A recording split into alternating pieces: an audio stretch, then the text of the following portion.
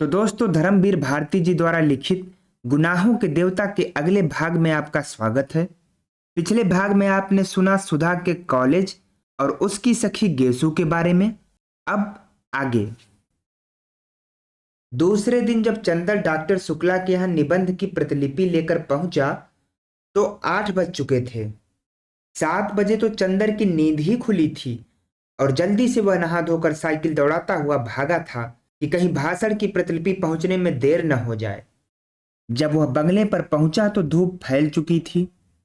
अब धूप भली नहीं मालूम देती थी। धूप की तेजी बर्दाश्त के बाहर होने लगी थी।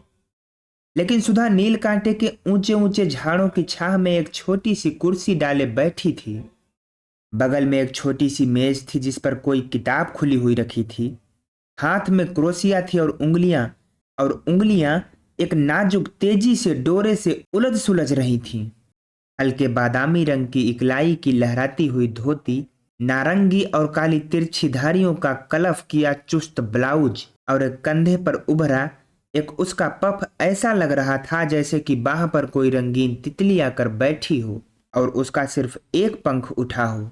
अभी अभी शायद नहा कर उठी थी, क्योंकि शरद की खुशनुमा धूप की तरह हल्के सुनहले बाल पीठ पर लहरा रहे थे। नील कांटे की टहनियां उनको सुनहरी लहरें समझकर अटखेलियां कर रही थीं। चंदर की साइकिल जब अंदर दिख पड़ी तो सुधा ने उधर देखा, लेकिन कुछ भी न कहकर फिर अपनी क्रोशिया बुनने में लग गई। चंदर सीधा पोर्टिको में गया और अपनी साइकिल रखकर भीतर चला गया डॉक्टर शुक्ला के पास। स्टडी रूम में, बैठक में, सोने के कमरे में कहीं भी डॉक्टर शुक्ला नजर नहीं आए। हार कर वह बाहर आया तो देखा मोटर अभी गैरेज में है, तो वे जा कहाँ सकते हैं। और सुधा को तो देखिए, क्या आकड़ी हुई है आज, जैसे चंदर को जानती ही नहीं। चंदर सुधा के पास गया। सुधा का मुंह और भी लटक गया। डॉक्टर साहब कहाँ हैं? चंदर ने पूछा। हमें क्या मालूम, सुधा ने क्रोशिया पर से बिना निगाह उठाए जवाब दिया। तो किसे मालूम होगा? चंदर ने डांटते हुए कहा। हर वक्त का मजाक हमें अच्छा नहीं लगता। काम की बात का उसी तरह जवाब देना चाहिए। उनकी निबंध की लिपि देनी है या नहीं? हाँ हाँ, देनी है तो मैं क्या करूं? नहा रहे होंगे। अभी कोई ये तो है नहीं कि तुम निबंध की लिपि लाए हो तो कोई नहाए धोए ना। बस सुबह से बैठा रहे कि अब निबंध आ रहा है, अब आ रहा है। सुधा ने मुंह बनाकर आंखें नचाते हुए कहा। तो सीधे सीधे क्यों नहीं कहती कि नहा रहे हैं? चंदर ने सुधा के गुस्से पर हंसकर कहा। और चंदर की हंसी पर तो सुधा का मिजाज और भी बिगड़ गया और अपनी क्रोशिया उठाकर और किताब बगल में दबाकर वह उठकर अंदर चल दी। उसके उठते ही चंदर आराम से उस कुर्सी पर बैठ गया और मेज पर टांग फैलाकर बोला, आज मुझे बहुत गुस्सा चढ़ा है। खबरदार, कोई बोलना मत। सुधा जाते जाते मुड़कर खड़ी हो गई। हमने कह दिया चंदर एक बार कि हमें ये सब बातें अच्छी नहीं लगती। जब देखो तुम चिढ़ाते रहते हो। सुधा ने गुस्से से कहा। नहीं, चिढ़ाएंगे नहीं तो पूजा करेंगे। तुम अपने मौके पर छोड़ देती हो। चंदर ने उसी लापरवाही से कहा। सुधा गई नहीं, वहीं घास पर बैठ गई और किताब खोलकर पढ़ने लगी। जब 5 मिनट तक वह कुछ नहीं बोली तो चंदन ने सोचा आज बात कुछ गंभीर है। सुधा, उसने बड़े दुलार से पुकारा। सुधा। सुधा ने कुछ नहीं कहा, मगर 2 बड़े बड़े आंसू टप से नीचे किताब पर गिर गए। अरे, क्या बात है सुधा? नहीं बताओगी? कुछ नहीं। बता दो, तुम्हें हमारी कसम है। कल शाम को तुम आए नहीं। सुधा रोनी आवाज में बोली। बस बस इस बात पर इतनी नाराज हो? पगली, हाँ, इस बात पर इतनी नाराज हूं। तुम आओ चाहे 1000 बार ना आओ, इस पर हम क्यों नाराज होंगे? बड़े कहीं के आए। नहीं आएंगे तो जैसे हमारा घर बार नहीं है। अपने को जाने क्या समझ लिया है। सुधा ने चिढ़कर जवाब दिया। अरे तो तुम ही तो कह रही थी भाई। चंदर ने हंसकर कहा। तो बात पूरी भी सुनो। शाम को गेसु का नौकर आया था। उसके छोटे भाई हसरत की सालगिरह थी। सुबह कुरान खानी होने वाली थी और उसकी माँ ने बुलाया था। तो गई क्यों नहीं? गई क्यों नहीं? किससे पूछ कर जाती? आप तो इस वक्त आ रहे हैं जब सब खत्म हो गया। सुधा बोली। तो पापा से पूछ के चली जाती। चंदन ने समझा कर कहा। और फिर गेसु के यहाँ तो यूं अक्सर जाती हो तुम। तो आज तो डांस भी करने के लिए कहा था उसने। फिर बाद में तुम कहते, सुधा तुम्हें ये नहीं करना चाहिए, वो नहीं करना चाहिए, लड़कियों को ऐसे रहना चाहिए, वैसे रहना चाहिए, और बैठ के उपदेश पिलाते और नाराज होते। बिना तुमसे पूछे कहीं सिनेमा, पिकनिक, जलसों में गए हैं कभी? और फिर आंसू टपक पड़े। अगली कहीं की, इतनी सी बात पर रोना क्या? किसी के हाथ कुछ उपहार भेज दो और फिर किसी मौके पर चली जाना। हाँ, चली जाना। तुम्हें कहते क्या लगता है, गेसु ने कितना बुरा माना होगा? सुधा ने बिगड़ते हुए ही कहा। इम्तिहान आ रहा है, फिर कब जाएंगे? कब है इम्तिहान तुम्हारा? चाहे जब हो। मुझे पढ़ाने के लिए कहा किसी से? अरे, भूल गए। अच्छा, आज देखो कह देंगे। कहेंगे कहेंगे नहीं, आज दोपहर को आप बुला लाइए, वरना हम सब किताबों में लगाए देते हैं आग। समझे कि नहीं? अच्छा अच्छा, आज दोपहर को बुला लाएंगे। अच्छा, याद आया, बिसरिया से कहूंगा तुम्हें पढ़ाने के लिए। उसे रुपए की जरूरत भी है। चंदन ने छुटकारे का कोई रास्ता न पाकर कहा। आज दोपहर को जरूर से। सुधा ने फिर आंखें नचाकर कहा। लो, पापा आ गए नहाकर, जाओ। चंदर उठा और चल दिया। सुधा उठी और अंदर चली गई। डॉक्टर शुक्ला हल्के सांवले रंग के जरा स्थूल काय से थे। बहुत गंभीर अध्ययन और अध्यापन और उम्र के साथ साथ ही उनकी नम्रता और भी बढ़ती जा रही थी। लेकिन वे लोगों से मिलते जुलते कम थे। व्यक्तिगत दोस्ती उनकी किसी से नहीं थी, लेकिन उत्तर भारत के प्रमुख विद्वान होने के नाते कॉन्फ्रेंसों में, मौखिक परीक्षाओं में, सरकारी कमेटियों में वे बराबर बुलाए जाते थे और इसमें प्रमुख दिलचस्पी से हिस्सा भी लेते थे। ऐसी जगहों में चंदर अक्सर उनका प्रमुख सहायक रहता था और इसी नाते चंदर भी प्रांत के बड़े बड़े लोगों से परिचित हो गया था। जब वह एमए पास हुआ था तब से फाइनेंस विभाग में उसे कई बार ऊंचे ऊंचे पदों का ऑफर आ चुका था, लेकिन डॉक्टर शुक्ला इसके खिलाफ थे। वे चाहते थे कि पहले वह रिसर्च पूरी कर ले, संभव हो तो विदेश हो आए, तब चाहे कुछ काम करे। अपने व्यक्तिगत जीवन में डॉक्टर शुक्ला अंतर विरोधों के व्यक्ति थे।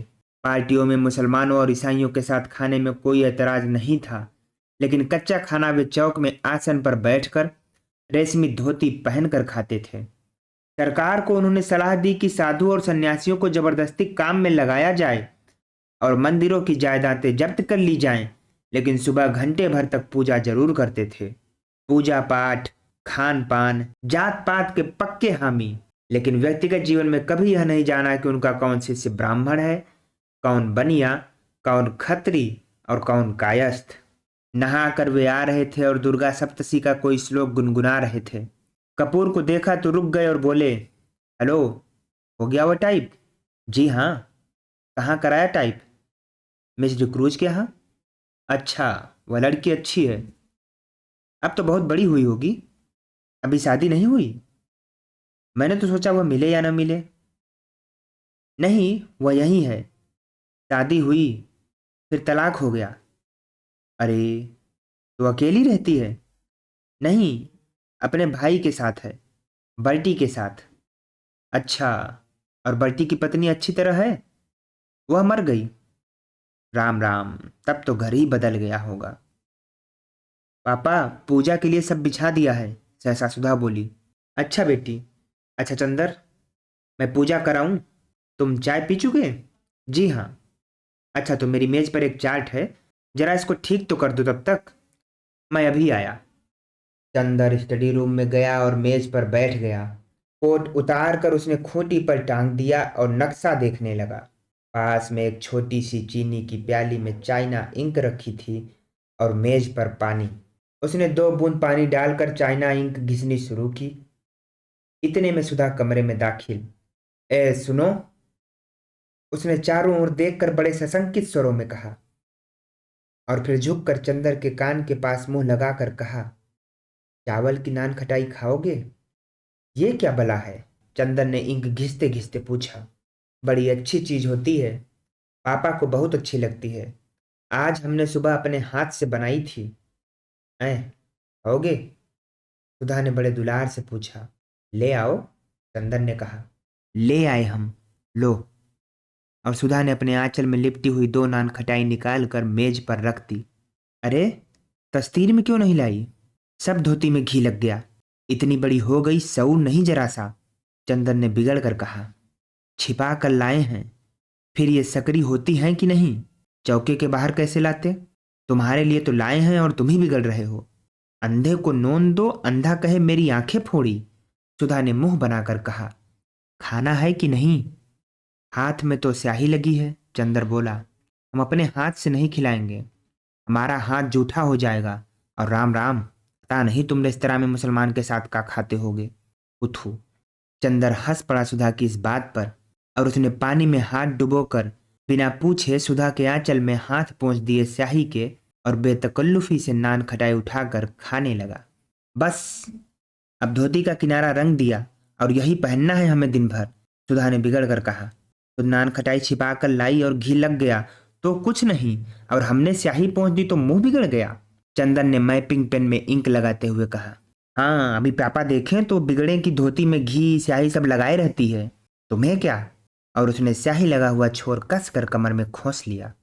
छी, वह घी में तर छोर कमर में खोस लिया, गंदी कहीं की। चंदन ने चार्ट की लाइनें ठीक करते हुए कहा। गंदी हैं तो तुमसे मतलब? और मुंह चिढ़ाते हुए सुधा कमरे के बाहर चली गई। चंदर चुपचाप बैठा चार्ट दुरुस्त करता रहा। उत्तर प्रदेश के पूर्वी जिला बलिया, आजमगढ़, बस्ती, बनारस आदि में बच्चों की मृत्यु संख्या का ग्राफ बनाना था और एक और उनके नक्शे पर बिंदुओं की एक सघनता से मृत्यु संख्या का निर्देश करना था।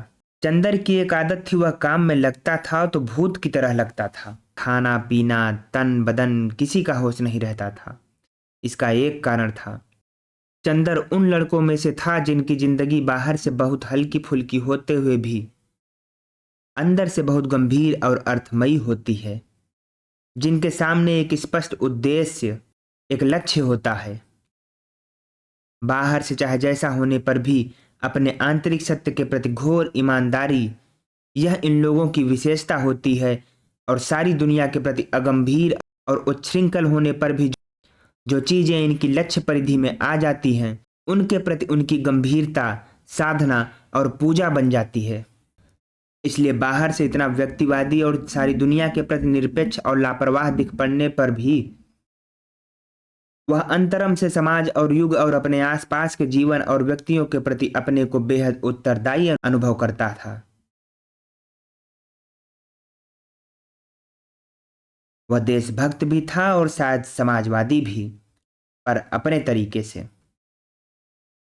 वह खद्दर नहीं पहनता था, कांग्रेस का सदस्य नहीं था, जेल नहीं गया था, फिर भी वह अपने देश को प्यार करता था, बेहद प्यार। उसकी देशभक्ति, उसका समाजवाद, सभी उसके अध्ययन और खोज में समा गया था। वह यह जानता था कि समाज के सभी स्तंभों का स्थान अपना अलग होता है। अगर सभी मंदिर के कंगूरे का फूल बनने की कोशिश करने लगे तो नींव की ईंट और सीढ़ी का पत्थर कौन बनेगा? और वह जानता था कि अर्थशास्त्र वह पत्थर है जिस पर समाज के सारे भवन का बोझ है। और उसने निश्चय किया था कि अपने देश, अपने युग के आर्थिक पहलू को वह खूब अच्छी तरह से अपने ढंग से विश्लेषण करके देखेगा, और उसे आशा थी कि वह एक दिन ऐसा समाधान खोज निकालेगा कि मानव की बहुत सी समस्याएं हल हो जाएंगी। और आर्थिक और राजनीतिक क्षेत्र में अगर आदमी खूंखार जानवर बन गया है तो एक दिन दुनिया उसकी एक आवाज पर देवता बन सकेगी। इसलिए जब वह बैठकर कानपुर की मिलों के मजदूरों के वेतन का चार्ट बनाता था या उपयुक्त साधनों के अभाव में मर जाने वाली गरीब औरतों और बच्चों का लेखा जोखा करता था, तो उसके सामने अपना करियर, अपनी प्रतिष्ठा, अपनी डिग्री का सपना नहीं होता था। उसके मन में उस वक्त वैसा संतोष होता था जो किसी पुजारी के मन में होता है जब वह अपने देवता की अर्चना के लिए धूप, दीप, नैवेद्य सजाता है। बल्कि चंदर थोड़ा भावुक था। एक बार तो जब चंदन ने अपनी रिसर्च के सिलसिले में यह पढ़ा कि अंग्रेजों ने अपनी पूंजी लगाने और अपना व्यापार फैलाने के लिए किस तरह मुर्शिदाबाद से लेकर रोहतक तक हिंदुस्तान के गरीब से गरीब और अमीर से अमीर बासिंदे को अमानुषिकता से लूटा, तब वह फूट फूट कर रो पड़ा। लेकिन इसके बावजूद उसने राजनीति में कभी डूबकर हिस्सा नहीं लिया, क्योंकि उसने देखा था कि उसके जो भी मित्र राजनीति में गए वे थोड़े दिन बाद बहुत प्रसिद्धि और प्रतिष्ठा पा गए, मगर आदमियत खो बैठे।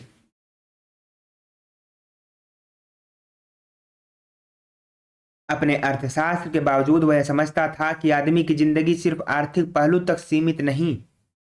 वह यह भी समझता था कि जीवन को सुधारने के लिए सिर्फ आर्थिक ढांचा बदल देने की भी जरूरत नहीं है।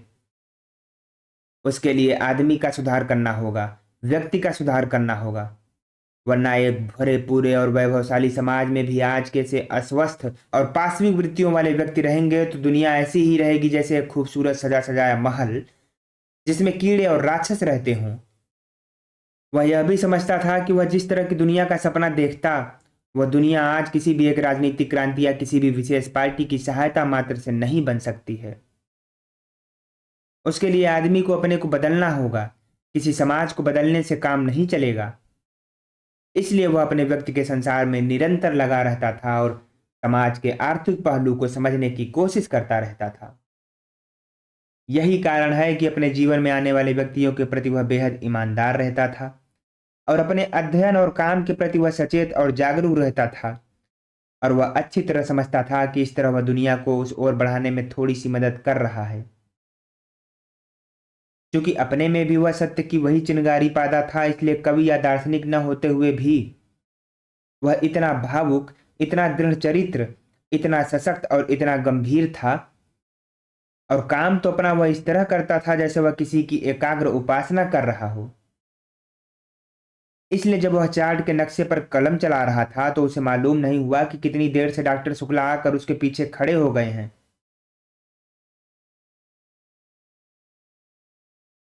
वाह, नक्शे पर तो तुम्हारा हाथ बहुत अच्छा चलता है। बहुत अच्छा। अब उसे रहने दो। लाओ, देखो तुम्हारा काम कैसा चल रहा है। आज तो इतवार है ना। डॉक्टर शुक्ला पास की कुर्सी पर बैठकर बोले, चंदर, आजकल मैं एक किताब लिखने की सोच रहा हूं। मैंने सोचा कि भारतवर्ष की जाति व्यवस्था का नए वैज्ञानिक ढंग से अध्ययन और विश्लेषण किया जाए। तुम इसके बारे में क्या सोचते हो? व्यर्थ है। जो व्यवस्था आज नहीं तो कल चूर चूर होने जा रही है, उसके बारे में तुम्हार बांधना और समय बर्बाद करना बेकार है। चंदन ने बहुत आत्मविश्वास से कहा। यही तो तुम लोगों में खराबी है। कुछ थोड़ी सी खराबियां जाति व्यवस्था में देख ली और उसके खिलाफ हो गए। एक रिसर्च स्कॉलर का दृष्टिकोण ही दूसरा होना चाहिए। फिर हमारे भारत की प्राचीन सांस्कृतिक परंपराओं को तो बहुत ही सावधानी से समझने की आवश्यकता है। यह समझ लो कि मानव जाति दुर्बल नहीं है। अपने विकास क्रम में वह उन्हीं संस्थाओं, रीति रिवाजों, परंपराओं को रहने देती है जो उसके अस्तित्व के लिए बहुत आवश्यक होती है। अगर वे आवश्यक न हुई तो मानव उससे छुटकारा मांग लेता है। यह जाति व्यवस्था जाने कितने सालों से हिंदुस्तान में कायम है। क्या यही इस बात का प्रमाण नहीं है कि यह बहुत सशक्त है, अपने में बहुत जरूरी है? अरे हिंदुस्तान की भली चलाई, चंद्र बोला। हिंदुस्तान में तो गुलामी कितने दिनों से कायम है, तो क्या वह भी जरूरी है? बिल्कुल जरूरी है, डॉक्टर शुक्ला बोले। मुझे भी हिंदुस्तान पर गर्व है। मैंने कभी कांग्रेस का काम किया, लेकिन मैं इस नतीजे पर पहुंचा कि जरा सी आज़ादी अगर मिलती है हिंदुस्तानियों को तो वे उसका भरपूर दुरुपयोग करने से बाज नहीं आते और कभी भी ये लोग अच्छे शासक नहीं निकलेंगे। अरे नहीं, ऐसी बात नहीं। हिंदुस्तानियों को ऐसा बना दिया है अंग्रेजों ने, वरना हिंदुस्तान ने ही तो चंद्रगुप्त और अशोक पैदा किए थे। और रही जाति व्यवस्था की बात, तो मुझे तो स्पष्ट दिख रहा है कि जाति व्यवस्था टूट रही है। कपूर बोला, रोटी बेटी की कैद थी। रोटी की कैद तो करीब करीब टूट गई, अब बेटी की कैद भी। ब्याह शादियां भी तो एक पीढ़ी के बाद स्वच्छंदता से होने लगेंगी। अगर ऐसा होगा तो बहुत गलत होगा। इससे जातिगत पतन होता है। ब्याह शादी को कम से कम मैं भावना की दृष्टि से नहीं देखता। यह एक सामाजिक तथ्य है और उसी दृष्टिकोण से हमें देखना चाहिए। शादी में सबसे बड़ी बात है सांस्कृतिक समानता। और जब अलग अलग जाति में अलग अलग रीति रिवाज हैं तो एक जाति की लड़की दूसरी जाति में जाकर कभी भी अपने को ठीक से संतुलित नहीं कर सकती। और फिर एक बनिया की व्यापारिक प्रवृत्तियों की लड़की और एक ब्राह्मण का अध्ययन वृत्ति का लड़का, इनकी संतान न इधर विकास कर सकती है न उधर। यह तो सामाजिक व्यवस्था को व्यर्थ के लिए असंतुलित करना हुआ। हाँ, लेकिन विवाह को आप केवल समाज के दृष्टिकोण से क्यों देखते हैं? व्यक्ति के दृष्टिकोण से भी देखिए। अगर दो विभिन्न जाति के लड़के लड़की अपना मानसिक संतुलन ज्यादा अच्छा कर सकते हैं तो क्यों न विवाह की इजाजत दी जाए? ओह, एक व्यक्ति के सुझाव के लिए हम समाज को क्यों नुकसान पहुंचाएं? और इसका क्या निश्चय कि विवाह के समय यदि दोनों में मानसिक संतुलन है तो विवाह के बाद भी रहेगा ही? मानसिक संतुलन और प्रेम जितना अपने मन पर आधारित होता है उतना ही बाहरी परिस्थितियों पर। क्या जाने ब्याह के वक्त की परिस्थिति का दोनों के मन पर कितना प्रभाव है और उसके बाद संतुलन रह पाता है या नहीं। और मैंने तो लव मैरिज को असफल होते ही देखा है। बोलो, है या नहीं? डॉक्टर शुक्ला ने कहा। हाँ, प्रेम विवाह अक्सर असफल होते हैं, लेकिन संभव है वह प्रेम न होता हो। जहां सच्चा प्रेम होगा वहां कभी असफल विवाह नहीं होंगे। चंदन ने बहुत साहस करके कहा।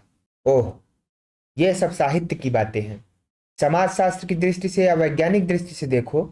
अच्छा खैर, अभी मैंने उसकी रूपरेखा बनाई है, लिखूंगा तो तुम सुनते चलना। लाओ, वह निबंध कहाँ है? डॉक्टर शुक्ला बोले। चंदन ने उन्हें टाइप की हुई प्रतिलिपि दे दी।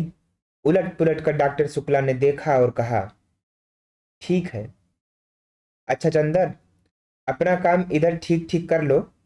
अगले इतवार को लखनऊ कॉन्फ्रेंस में चलना है। अच्छा, कार पर चलेंगे या ट्रेन से? ट्रेन से। अच्छा। घड़ी देखते हुए उन्होंने कहा, अब जरा मैं काम से चल रहा हूं। तुम यह चार्ट बना डालो और एक निबंध लिख डालना। पूर्वी जिलों में शिशु मृत्यु प्रांत के स्वास्थ्य विभाग ने एक पुरस्कार घोषित किया है। डॉक्टर शुक्ला चले गए। चंदन ने फिर चार्ट में हाथ लगाया। बाकी की कहानी अगले भाग में। कहानी अगर पसंद आ रही हो दोस्तों तो चैनल को सब्सक्राइब जरूर कर लीजिएगा।